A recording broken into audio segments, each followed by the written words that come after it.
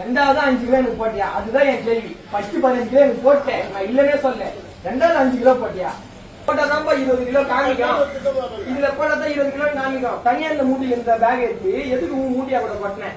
20 கரெக்டா 20 கிலோ போட்டல, நீ எதுக்கு தனியா இந்த மூட்டையில இந்த அரிசி எதுக்கு ஏன் உன் மூட்டையில கொட்டினேன்? நான் தான் வீடியோ எடுக்கிறேன். நான் என்ன சொன்னேன், அரிசி நான் தலையா இருக்குது, தலையா அந்த மூட்டையில தானே இருக்குது. நான் அப்படியே வச்சு என் மூட்டையோட கட்டி நீ மூட்டையை ஒன்னா பண்ணி எதுக்கு? நான் உன்னை கேட்கலையா? உனக்கு தெரியாத நான் நம்புது நானு.